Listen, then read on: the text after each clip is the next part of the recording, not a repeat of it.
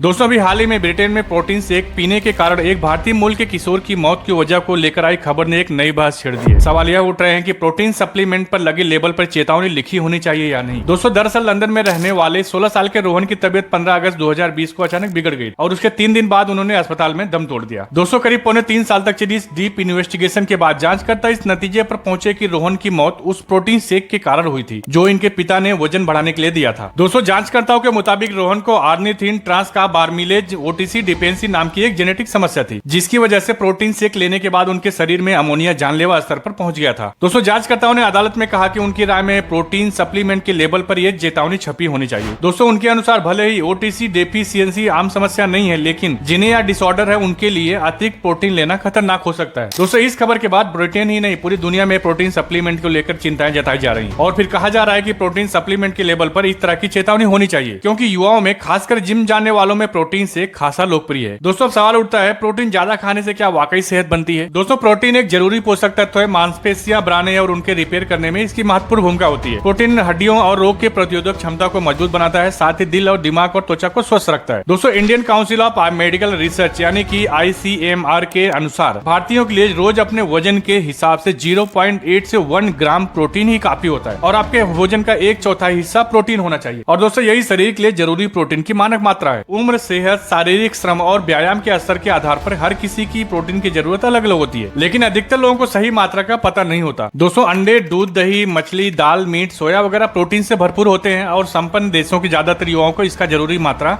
अपने खाने से ही मिल जाती है। दोस्तों डाइट से ना मिल पाने वाले प्रोटीन की जो कमी को पूरा करने के लिए प्रोटीन सप्लीमेंट इस्तेमाल किए जाते हैं। दोस्तों ज्यादातर प्रोटीन सप्लीमेंट पाउडर के रूप में उपलब्ध होते हैं जिनका मुख्यतः शेक बनाकर सेवन किया जाता है। प्रोटीन पाउडर अलग अलग स्रोतों से लिए गए प्रोटीन का पाउडर होता है। यह प्रोटीन पाउडर आलू, सोयाबीन, चावल और मटर जैसे पौधों, अंडों या दूध से भी लिया जाता है। दोस्तों अब जानते हैं कि कितना खतरनाक है प्रोटीन सप्लीमेंट लेना। दोस्तों डॉक्टरों के अनुसार अगर आप 50 किलो के हैं तो आपको 50 ग्राम प्रोटीन लेने में कोई समस्या नहीं है। दोस्तों प्रोटीन को पचाने के बाद बनने वाले अतिरिक्त अमोनिया को शरीर यूरिया में बदल देता है जो पेशाब के रास्ते बाहर निकल जाता है। मगर कई लोगों के शरीर में अमोनिया को यूरिया में बदलने वाले एंजाइम नहीं होते यानी उन्हें यूरिया साइकिल डिसऑर्डर होता है। इसका नुकसान यह होता है कि शरीर में अमोनिया का स्तर बढ़ जाता है जो दिमाग के लिए बहुत ही खतरनाक होता है। यूरिया डिसऑर्डर अलग अलग तरह के होते हैं और जिन लोगों में इस तरह की समस्या होती है उनके लिए अधिक प्रोटीन लेना खतरनाक हो सकता है। अब बात कर लेते हैं युवाओं में प्रोटीन सप्लीमेंट का चलन। दोस्तों ये देखा जा रहा है कि युवा खासकर बॉडी बिल्डिंग और खेल कूद में शामिल रहने वाले लोगों में सप्लीमेंट लेने का चलन काफी बढ़ गया है। दोस्तों बहुत सारे ऐसे बच्चे होते हैं जो काफी दुबले पतले होते हैं लेकिन कॉलेज में उन्हें अपने वजन को लेकर हीन भावना आने लगती है जिनके बाद वो अपने वजन को बढ़ाने के लिए प्रोटीन सप्लीमेंट का इस्तेमाल करना शुरू करते हैं। इसके बाद उनका वजन तो बढ़ता है लेकिन साथ में कई सारी दिक्कतें भी स्टार्ट हो जाती हैं। दोस्तों डॉक्टरों के अनुसार उनके पास कई ऐसे मामले आज सामने आते हैं जब युवाओं ने बिना सोचे समझे प्रोटीन सप्लीमेंट लेना शुरू कर दिया और फिर वो बीमार पड़ गए। दोस्तों डॉक्टर क्लियर बोलते हैं कि हम प्रोटीन शेक लेने के लिए मना करते हैं क्योंकि कई बार इससे कोशिकाओं के अंदर होने वाली प्रक्रियाएं प्रभावित होती हैं और रोग प्रतिरोधक क्षमता कम हो जाती है। दोस्तों कई सारे डॉक्टर्स का मानना है कि लीवर के अंदर पस यानी मवाद भरने के मामले भी देखे गए हैं। डील डॉल अच्छी होने के बावजूद लोगों को निमोनिया हो जाता है। फिर वो बताते हैं कि बॉडी बिल्डिंग के लिए प्रोटीन शेक ले रहे थे। डॉक्टर्स बताते हैं कि बहुत से लोग ऐसे होते हैं जो नफा नुकसान सोचे बिना सप्लीमेंट लेना शुरू कर देते हैं जबकि उन्हें सप्लीमेंट की जरूरत ही नहीं होती। दोस्तों हमारा मानना है कि ऐसी बॉडी बिल्डिंग का क्या फायदा जब आप स्वस्थ ही ना हो। आपने देखा होगा कि जिम जाने वाले कई लोगों को कार्डियक अरेस्ट हुए हैं। अच्छी डील डॉल ही अच्छे स्वास्थ्य का पैमाना नहीं होती। सबसे जरूरी है संतुलित आहार। दोस्तों आमतौर पर जिम जाने वाले लोग दूध से बनने वाले वे प्रोटीन को इस्तेमाल करते हैं। दोस्तों अगर फैक्ट्री में सावधानी ना बरती जाए तो स्रोत से प्रोटीन को अलग करने वाली प्रक्रिया में लेड, आर्सेनिक और मर्क्यूरी जैसे हैवी मेटल्स मिलने का खतरा होता है। इन हैवी मेटल्स को शरीर बाहर नहीं निकल पाता और किडनी, लीवर जैसे अंगों को नुकसान पहुंचता है। दोस्तों अब जान लेते हैं प्रोटीन सप्लीमेंट का मार्केट। भारत में प्रोटीन और अन्य सप्लीमेंट की मांग तेजी से बढ़ रही है। दोस्तों IMARC के अनुसार 2022 में भारत में डाइटरी सप्लीमेंट का बाजार लगभग 436 अरब रुपए का था जो 2028 तक करीब 958 अरब रुपए का हो जाएगा। इसमें सबसे बड़ा हिस्सा प्रोटीन सप्लीमेंट का है। ऐसे में मुनाफे के लिए नकली और मिलावटी प्रोटीन सप्लीमेंट का कारोबार भी चल निकला है। दोस्तों पश्चिमी दिल्ली में सप्लीमेंट और हेल्थ केयर उत्पादों का शोरूम चलाने वाले कुछ लोग बताते हैं कि मिलावटी और नकली उत्पादों से बचना जरूरी है। दोस्तों वे कहते हैं कि जो स्टेबलाइज कंपनियों द्वारा ऑथराइज स्टोर से ही पर सप्लीमेंट खरीदने चाहिए। प्रोडक्ट के पैकेज पर हॉलमार्क स्टैंप, इंपोर्टर का टैग चेक करें और GST बिल जरूर लें। अब दोस्तों सवाल यह उठता है कि क्या चेतावनी लगाने से कुछ बदलेगा। दोस्तों अभी ब्रिटेन में इस बात को लेकर फैसला नहीं हुआ है कि वहाँ प्रोटीन सप्लीमेंट के लेबल पर कोई चेतावनी देनी है या नहीं, लेकिन क्या चेतावनी देना काफी होगा क्योंकि इससे जुड़ा एक सवाल यह भी है कि भारत में अभी जेनेटिक मैपिंग करवाने का कोई चलन नहीं है, जिससे आप पता चल सके कि किसी को कौन सा जेनेटिक डिसऑर्डर है और उसे किन चीजों के सेवन से समस्या हो सकती है। ऐसे में डॉक्टर के पास अधिकतर मामले तभी आते हैं जब किसी को डिसऑर्डर के कारण गंभीर समस्या हो जाए। फिर लेबल पर चेतावनी देना शायद उतना कारगर साबित ना हो। डॉक्टर बताते हैं कि सप्लीमेंट लेने की बजाय लोगों को अपनी खुराक का ख्याल रखना चाहिए और संतुलित आहार लेना चाहिए, और जहां तक हो सके ऐसे प्रोटीन सप्लीमेंट से बचना चाहिए। दोस्तों, आपका ऐसे प्रोटीन सप्लीमेंट्स के बारे में क्या सोचना है, प्लीज हमें कमेंट बॉक्स में जरूर बताएं। और अगर ऐसे वीडियो देखना आपको पसंद है तो please like the video and hit the subscribe button.